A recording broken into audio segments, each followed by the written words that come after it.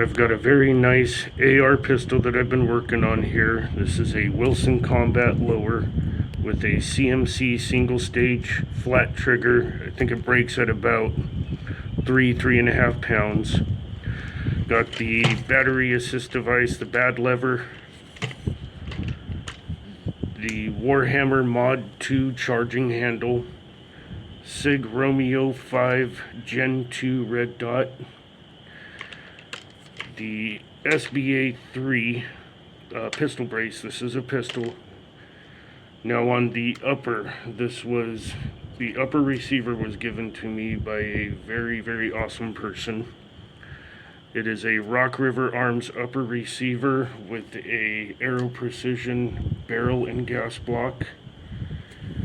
I put on the, I got a Rock River Arms handguard for it. And I've also got a Phoenix PD 35 light, which is a very nice light. That was also a gift. This thing is pretty cool. I'm gonna put a few rounds through it.